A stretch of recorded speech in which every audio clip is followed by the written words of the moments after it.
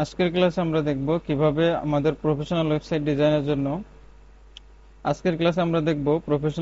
ডিজাইনের জন্য আমাদের কি কি এক্সটেনশন লাগে। এক্সটেনশন বলতে আমাদের এই যে কালারগুলা, আমার একটা ওয়েবসাইট ক্লোন করার জন্য বলছে। এখন ওয়েবসাইটটা আমি এই যে এখানে যে কালার আছে ঠিক সেম কালার হইতে হবে, যে ফন্ট ইউজ করছে সেই সেম ফন্ট হইতে হবে, ওভার করলে যে কালার আসতেছে সেই কালার আসতে হবে।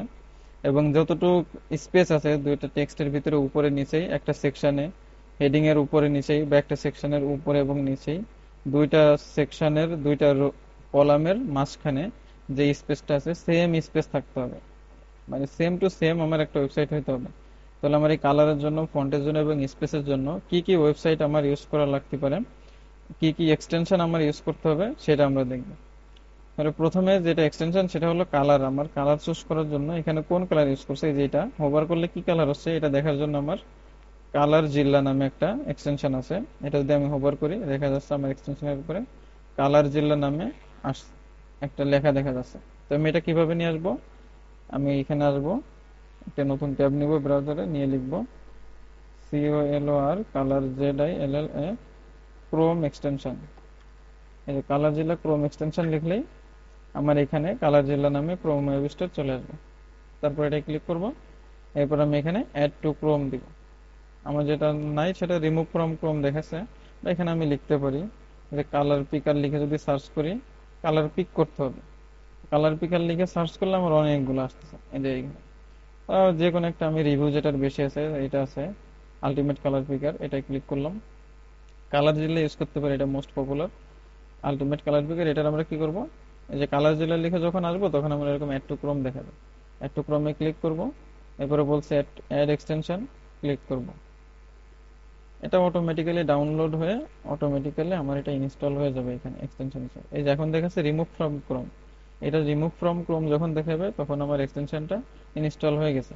এখন আমি এই যে এক্সটেনশন আইকন আছে এটাই ক্লিক করব। এরপর আমি দেখব আমার এখানে এই স্মার্ট যে কালার জিল্লা নামে যে অপশনটা থাকবে এটা থাকবে। এই যে এখন আমার আলটিমেট কালারটা দেখাচ্ছে, তো আমি এটা যখন এই পিন করে দিব আমার এই যে এখানে আইকনটা দেখা যাচ্ছে। তো এখন আমি এই আইকনে ক্লিক করলে আমি বিভিন্ন কালার নিতে পারবো। যেমন আমি এখানে আসি, এবার এখানে ক্লিক করি, তুমি এবার আইকনে যে আমি হোভার করলে আমার টেক্সটের উপরে যে কালারগুলো দেখাচ্ছে, আমার যেই কালার আছে সেই কালারটা এই যে এখানে দেখাচ্ছে, কপি করলে আমার এই যে কালার কপি হয়ে গেছে। তো এটার থেকে এটা হচ্ছে যে ভালো কালার জিলা যেটা। তো কালার জেলের উপরে ক্লিক করলাম, এখন আমি হোভার করলে আমার নেক্সট যে কালার সেটা দেখাচ্ছে। এখন আমি এই যে হোভার করছি, এবার মাউসের লেফট বাটনে ক্লিক করব, ক্লিক করলে যে আমার কালারটা কপি হয়ে গেছে। এখন আমি এই কালারটা পেস্ট করলে যে কোনো জায়গায় আমার ওই কালারের কোডটাই আসবে, হেক্সাডেসিমেল কোড, হেক্সা কোডটা যেটা আছে ওটাই আসবে। তাহলে কালার আমি আমার ওয়েবসাইটটা ক্লোন করার জন্য আমার যে কালার প্রয়োজন, এই যে এই কালারটা আমি কালার জিল্লা নামে যে এক্সটেনশন আছে সেটা দিয়ে এইভাবে হোভার করে যে কালার আছে লেফট বাটনে ক্লিক করব, করলে আমার এই কালারটা কপি হয়ে যাবে, যে কোনো সেকশনের কালার এরকম। তাহলে আমি হুবহু নেওয়ার জন্য আমার যে স্টাইল সেকশনে যাব, স্টাইল করার জন্য তারপরে কালারে যেয়ে এই কালারটা পেস্ট করে দিব, কোড, কালারের কোডটা। এখন আমার ফন্টটা কি ফন্ট, এটার জন্য দেখার জন্য আমি ফন্ট ফাইন্ডার নামে একটা এক্সটেনশন আছে যেটা ফন্ট ফাইন্ডার বা হট ফন্টস। তো ফন্ট ফাইন্ডার লিখে আমি সার্চ করব, ফন্ট ফাইন্ডার এক্সটেনশন লিখে সার্চ করলে এরকম ফন্ট ফাইন্ডার চলে আসবে। তখন আমি আবার ফন্ট ফাইন্ডারটা এক্সটেনশনটা অ্যাড করে নিব, নেওয়ার পরে এখানে পিন করে নিব, এক্সটেনশনে যে পিন করে নিব, এই ফন্ট ফাইন্ডারকে পিন করে নিব। তাহলে আমি এই ফন্টটা এই আইকনটা দেখতে পারবো। এখন আমি কি করব, এই ফন্ট ফাইন্ডার আইকনে ক্লিক করব, করে আমি যে কোনোটার উপরে হোভার করলে দেখতেছি কোন ট্যাগ এটা বা কোন ধরনের জিনিস। এই যে এটা পি ট্যাগ, এটা হচ্ছে যে একটা স্প্যান, এটাও একটা স্প্যান দেখাচ্ছে, এটা এস ট্যাগ। এটার উপরে ক্লিক করব আমি, ক্লিক করলে আমার দেখাচ্ছে কালার কি, কালারের উপরে ক্লিক করলে এই কালারটা আবার কপি হয়ে যাবে। তার মানে আমার যে টেক্সটের হেডিং এর যে কালার আছে সেই কালারটা আমি এখান থেকেও ক্লিক করে কপি করতে পারি। আবার এখানে যে ফন্ট কি আছে, রোবোটো ফন্ট। তো এই আমি ফন্টও জেনে গেলাম যে এখানে কি ফন্ট ব্যবহার করছে, লাইন হাইট কত দিয়েছে সেটাও জেনে গেলাম, ফন্ট সাইজ কত, 30 পিক্সেল। তো ফন্ট সাইজ দেখে আমি আমার হেডিং এর সাইজটা, ফন্টের সাইজটা এরকম 30 পিক্সেল করে দিব স্টাইলে গিয়ে। লেটার স্পেসিং নর্মাল, তাহলে আমার কিছু করার দরকার নেই। লেটার স্পেসিং অনেক সময় 1 পিক্সেল 2 পিক্সেল থাকে, তো আমি স্টাইল ট্যাবে যাই টাইপোগ্রাফিতে গিয়ে আমার 1 পিক্সেল 2 পিক্সেল যা থেকে দিয়ে দিব। আর ফন্ট ওয়েট এই যে এখানে আছে 600, তো আমি ওইখান থেকে ফন্ট ওয়েট 600 টাইপোগ্রাফিতে দিয়ে দিব। তো এইভাবে করে আমার যে কোনো টেক্সটের জন্য আমি যে আবার হোভার করে এটাই দিতে পারি।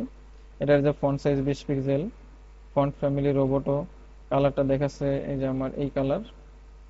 তারপরে এটা হচ্ছে যে লেটার স্পেসিং নরমাল আছে, line height 24 pixel, font wait 600। এইভাবে করে আমরা সব সেট করে দিতে পারি আমার ফন্টের যে সমস্ত ফন্ট সাইজ, ফন্ট ওয়েট, এগুলো আমরা সেট করতে পারি। তারপর যদি পি ট্যাগে যাই, পি ট্যাগটা কত, এই যে এইভাবে দেখতে পারি 26-16 পিক্সেল পি ট্যাগ। আর রোবোটো, সবগুলো রোবোটো ব্যবহার করছে। তো আমি গ্লোবাল ফন্ট হিসেবে রোবোটো সেট করে নিই পি ট্যাগের জন্য, তাহলে আমার এটা একবারে সেট হয়ে যাবে। তাহলে আমার বারবার ফন্ট চেঞ্জ করা লাগবে না। আচ্ছা, এটা গেল আমরা ফন্ট এবং কালার। এরপর আমার যেটা লাগবে সেটা হলো এই উপরে নিচে প্যাডিং কত আছে সেটা দেখার জন্য। তো এই ফন্ট, কালার এবং প্যাডিং এ সব কিছুর জন্য আমরা একটা এক্সটেনশন অ্যাড করতে পারি যেটা দিয়ে সব কাজ হয়, ওইটা আমরা পরে দেখতেছি। আমি এই যে দুইটার যে এক্সটেনশন, এই গ্যাপ যেটা উপরে নিচেই বা সেকশনের উপরে নিচেই, এটা দেখার জন্য আমরা পেজ রোলার নামে একটা এক্সটেনশন আছে। তো এই পেজ রোলারও আমি এখানে এসে সার্চ করব page roller extension. Page roller extension লিখে সার্চ করলেই চলে আসবে। পরে আমি এটা আগে যেভাবে অ্যাড করছিলাম ওইভাবে অ্যাড করে নিব। অ্যাড করে নেওয়ার পরে আমি এই পেজ রোলার এখানে পিন করে নিয়ে ক্লিক করব। ক্লিক করার পরে আমি এখান থেকে যে প্লাস আইকন আসতেছে, এখন আমি যেখান থেকে মাপতে হবে সেখানে যে মাউসের লেফট বাটনে ক্লিক করে ধরে রাখবো। এরপরে আমি যে পর্যন্ত মাপতে হয় সে পর্যন্ত মাপবো। এই যে পর্যন্ত আমি মাপতেছি, এটা কত, এখানে একটা লেখা আছে ডব্লু আর একটা আছে এইচ। ডব্লু মানে উইথ আর এইচ মানে হাইট। তো আমার এই যে স্পেসটা এটা হলো কি হাইট, এই স্পেসটা হাইট। তো হাইট কত, এখানে দেখা যাচ্ছে 72 পিক্সেল, তো 70 পিক্সেল বা 72 পিক্সেল আমি নিয়ে প্যাডিং দিয়ে দিব। আবার এই দুইটা কলামের ভিতরে কতটুকু গ্যাপ আছে এটা দেখার জন্য কলামের এই মাথা থেকে এই মাথা ধরলাম। এখন এটা কি উইথ, এটা হলো উইথ। হাইট যাই হোক না কেন, আমার এই ডিস্টেন্সটা কি দুইটার ভিতরে উইথ। তো এই উইথটা কত, এই যে ডব্লু দেখাচ্ছে 55 পিক্সেল। তো এই 55 পিক্সেল আমি কি করব, দুইটার মাঝখানে উইথ সেট করে দিব বা প্যাডিং দিয়ে দিব। আমার এই পুরোটা যদি একটা রো হয়, তাহলে এই রো এর কলামের ভিতরে গ্যাপ থাকবে 55 পিক্সেল, মানে এই উইথটা 55 পিক্সেল এটা থাকবে। আর ভিতরে আমার কতটুকু প্যাডিং হবে এটা যদি দেখার জন্য আমি এই যে দেখি এখানে কতটুকু আছে। এখানে আছে হাইট, এটাও কিন্তু এই যে আমার এইটা থেকে এতটুকু কত দূরত্ব, এটা কিন্তু হাইট। তো হাইটটা দেখবো আমি এইচ, এইচ কত আছে 31 পিক্সেল মানে 30 পিক্সেল।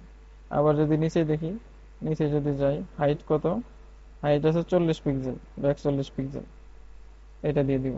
আর লেফট হ্যান্ড রাইটে কত আছে, এখান থেকে টেক্সট যেখানে শেষ হয়েছে এখান থেকে যদি দেখি, এটার উইডথ কত 36 পিক্সেল, তার মানে 35 পিক্সেল বা 36 পিক্সেল আমার এই রাইট সাইডে প্যাডিং হবে। আর লেফট সাইডে কত হবে, লেফট সাইডেও এই একই, এই যে 35-36, এটা হলো উইডথ। এটা কত দেখা যায় 30 পিক্সেল।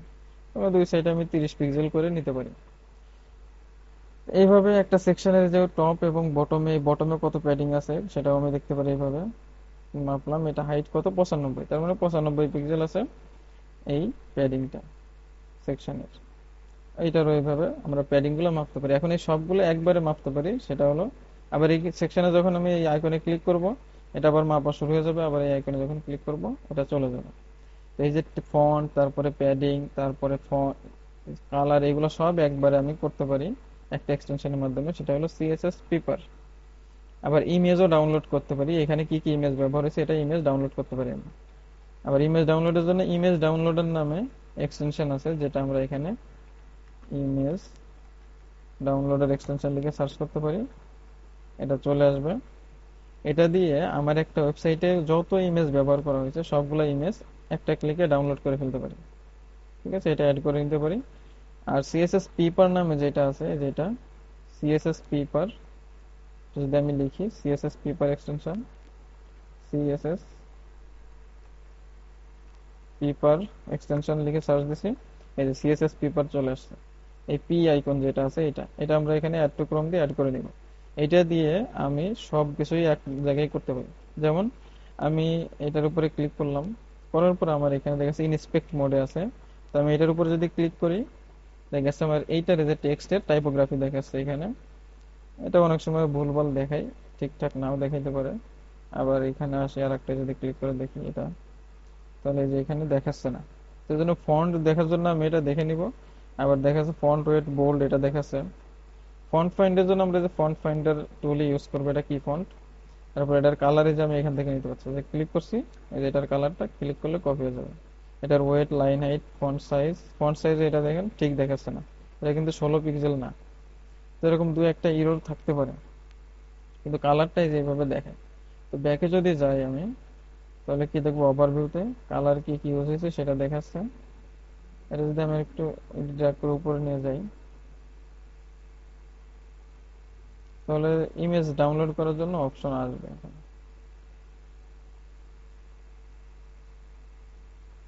এটা নিচেই স্ক্রিন যাদের বড় তাদের একবারে দেখা যাবে, এখানে আমার স্ক্রিনটা ছোট হওয়ার কারণে দেখা যাচ্ছে না। তো এখানে এই অপশনগুলো দেখা যাবে, overview, colours, typography, font, asset, এইগুলা। তো এই কালারে যদি যাই, তাহলে আমি এই ওয়েবসাইটে কি কি কালার ইউজ হয়েছে সবগুলো দেখতে হবে। এখান থেকেও কালারগুলো আমি কপি করে নিয়ে রাখতে পারি একটা জায়গায়, আর নামও সেট করে রাখতে পারি। তারপরে এখানে টাইপোগ্রাফি, কি কি টাইপোগ্রাফি এখানে ইউজ হয়েছে সেগুলো দেখতে পারি, যে হেডিং আছে, টাইপোগ্রাফি গুলো আবার প্রিমিয়ামে দিয়ে রাখছে। আর এই অ্যাসেটে ক্লিক করলে এই যে আমার যত ইমেজ এখানে ইউজ করছে ওয়েবসাইটে, সব ইমেজ গুলো এখানে চলে আসছে। তো আমি এই ইমেজ একটা একটা করে ডাউনলোড আইকনে ক্লিক করে একটা একটা করে ডাউনলোড করতে পারি। একটা করে ক্লিক করলাম, এই যে আমার ইমেজটা ডাউনলোড হয়ে গেল। এটার উপরে ক্লিক করলাম, এই ইমেজটা ডাউনলোড হয়ে গেছে। এই ইমেজগুলো আবার আমি যেখানে যেখানে ইউজ হয়েছে সেখানে ইউজ করতে পারি। আবার কি করতে পারি, একটা একটা করে না ডাউনলোড করে এক্সপোর্ট ওয়াল যেটা আছে এটাই ক্লিক করলে আমার সব একবারে জিপ ফাইল আকারে অ্যাসেট গুলো সব ডাউনলোড হয়ে যাবে। পরে আমি এটা এক্সট্রাক্ট করে নিলে হয়ে যাবে। তো এইভাবে আমার যে এক্সটেনশন গুলো লাগে ওয়েবসাইট ডিজাইন করতে, যে ফন্ট কালেক্ট করা, কালার কালেক্ট করা, কি কি কালার ইউজ করছে, এবং গ্যাপ কোনটা থেকে কতটা, কোনটার গ্যাপ কতটুকু আছে, এটা আমার ফাইন্ড করার জন্য এই এক্সটেনশন গুলো ইউজ করলে আমার কাজটা অনেক সহজ হয়ে যাবে।